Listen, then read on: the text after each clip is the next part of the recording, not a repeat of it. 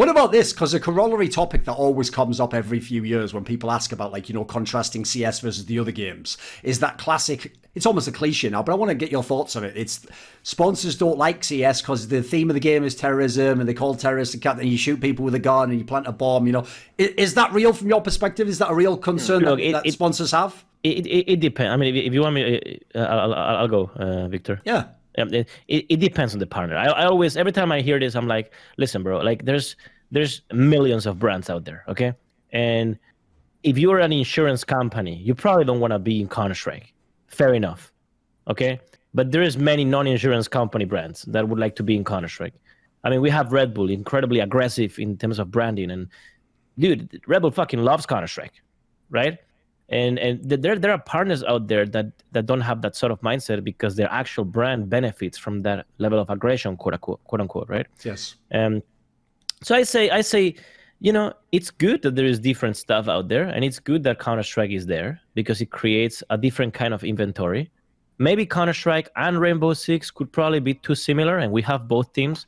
I can tell you that for a fact. It's a bit redundant within the context of our inventory. But other than that, I mean, there's nothing else like that, even other shooter games.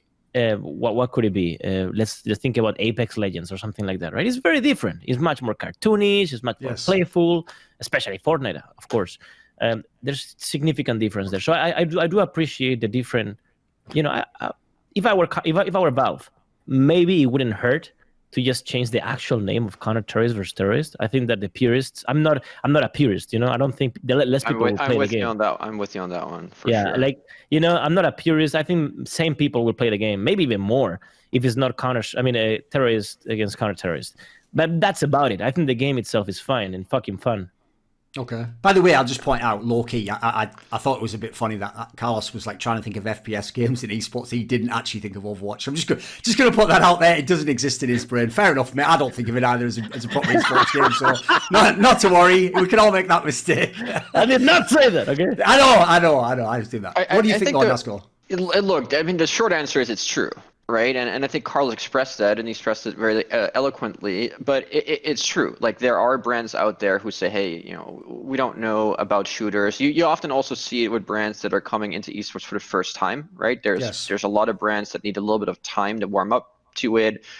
Maybe have some indirect exposure first. Maybe be linked a few tournaments after they did Dota, and they watched it a little bit, and they start seeing fandom, and they warm up to it. I would say, like, if you hear anyone say, like, "Oh, it's not possible to find sponsors for Counter-Strike," that is just unquestionably not true. It's just like that would be indeed not really based in reality. There's plenty of partners that we have that absolutely love Counter-Strike, and there's some partners that are like, maybe not right now, or maybe their company needs to warm up to it, or maybe they just need some time to position it internally. Sometimes the person you speak with, actually, like a marketing individual themselves, would love to, but they need some time to sort of politically address it internally. But there's plenty of companies that actually love Counter-Strike, and so it's not a matter of is it possible or not possible, but it is a little bit harder on average. What about this as a follow-up, right? Obviously, we're not talking about right now. People don't have to go and try and be a sleuth. I'm just talking about any time during the time you've been in CS.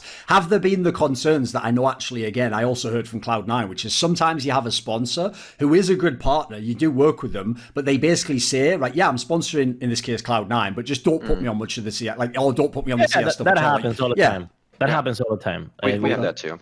Yeah, if you see both our jerseys, you compare League of Legends jersey with the Counter-Strike jersey, there's a significant difference in terms of sponsors that appear. And part of it is what Victor said. Some of these brands need to warm up to Counter-Strike, and they need to see, that everything is good, that there's no drama around it. I mean, there's drama, but minimal drama around it. Yes. That it's a credible place to be. If you really want to be taken seriously. Like, let's imagine, right? This is what we speak about with a lot of these brands. Look, ultimately, you can partner, with our League of Legends team, with our Fortnite team, whatever, and that's fine. That's a great start, But if you want to have the absolute credibility of you're actually taking this shit serious, like partnering up with a game like Counter-Strike, it gives you that extra, I don't know, oomph. Is that the word I'm looking for? Yeah.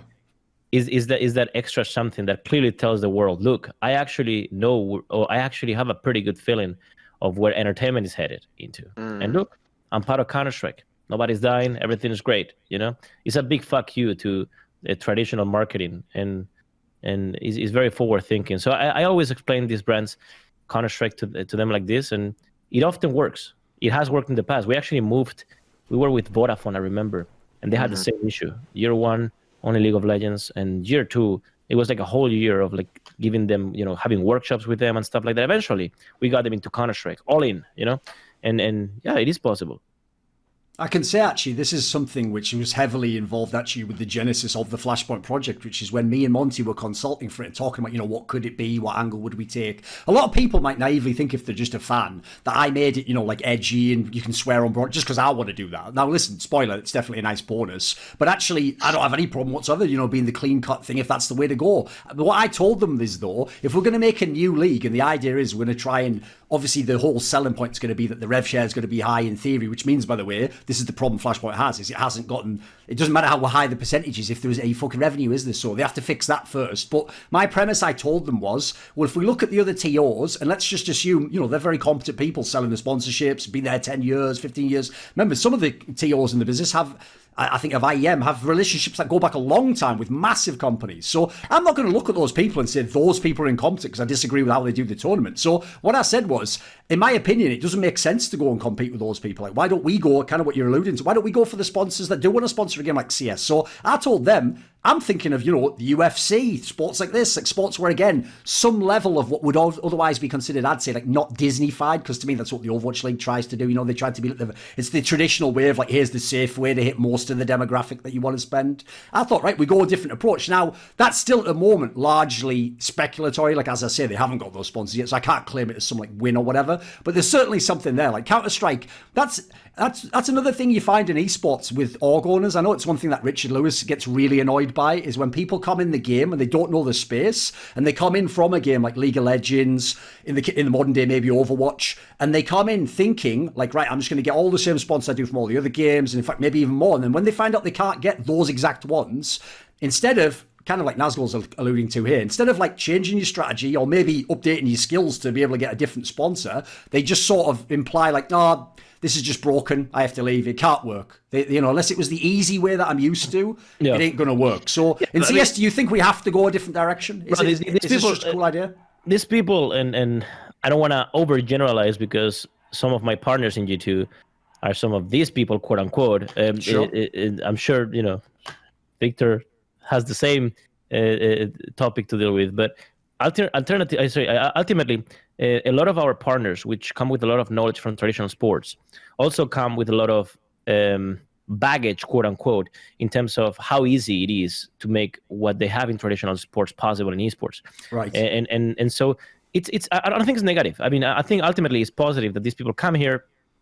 Some of them get burned and never come back. Some of them realize that this is not a gold mine, an easy gold mine at least, and you can just come in and you know, profit and make a lot of money out of it fast. You need a lot of know-how. You need very good management. You need to, and so what happens as a result of this is that eventually you will see less and less outside investors hiring some completely fucking useless esports advisor and spending 20 million, you know, just putting 20 million capital in there to be spent in 2 years just to build something that has ultimately zero value, because now these guys are getting burned and leaving, right? What's happening now is that eventually you see these people coming in and saying, okay, who are the knowledgeable management teams out there that I know I can trust maneuvering through the next challenges in esports and gaming, right? And then they will choose, instead of to create something new, which has proven to not work now over and over and over again, to invest in already existing properties, which in turn will make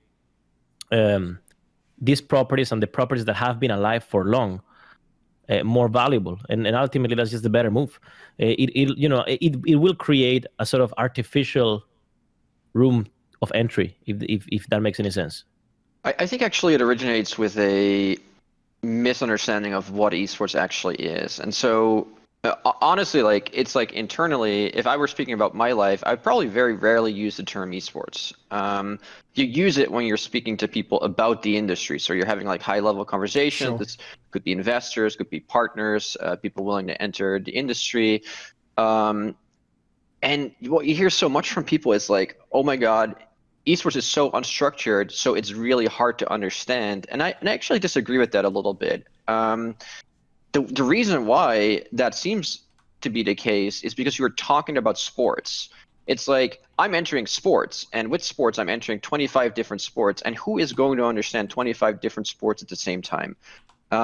Every sport monetizes differently. Every sport has fans with a different culture. Player locker room cultures are different between the different sports. Different sponsors are interested, and so it requires a lot of expertise, I think, to navigate esports, because it's 15 different sports at the same time for a team like G2 and for a team like Team Liquid. And so if you enter esports and you make an investment and you're like, oh, it's just like starting an NBA team. No, it's actually not. It's like starting 15 of them. And so if you put a person in a position there that is incredibly smart and is adaptive, I think they're still going to struggle because there's so much to it. There's a lot of depth to trying to understand and comprehend esports. So I think that is one of the big challenges where people just don't look at it like 15 different sports, but they really, really are. They're so different. And you don't really see people following 10 of them. They follow 2, they follow 3, just like traditional sports. You know, I follow UFC, football, and cycling, and that's it for me. But you can't ask me questions about the NHL or the NFL. I don't follow it. So if you're a multi-billionaire and you decide to buy an NBA team, even if you're the actual worst general manager, the actual worst team director that exists in the history of humanity, you will actually make money with it. Like if you just decide to tank, you'll make money. You'll profit from having that franchise. Now that's a lot of the same thought process they try to use here, right? Right. And they think just being in the space means you're already getting the success. It just doesn't work. Yes. Yeah, let's get an LCS franchise. Let's get an LEC franchise or whatever. It just doesn't work like that. Like it's not quite enough for sure. Yeah, although I think this probably goes for G2 as well, as far as I can tell. But like Liquid does have high level people that are not from the space, that are really, really important to us, that are incredibly skilled. And actually, the commonality that we find in what works for Liquid is not that you have to be from esports, actually. But that it's like you have to be open-minded to sports fandom. So for example, it's someone, it doesn't even matter which industry you've worked in. Let's say you're an accountant, but you're a huge sports fan. I actually believe that if you work at Liquid and you're here every single day, you now become a fan of like how our teams are doing. And that's for us really important, that anyone can get behind sort of the Team Liquid mission. And if you miss that, if you miss sports fandom, and you're just working for Team Liquid, and it's like, I don't really care what's happening on the weekend or whether we win or lose, I'm just doing my job, that will be a cultural challenge for us.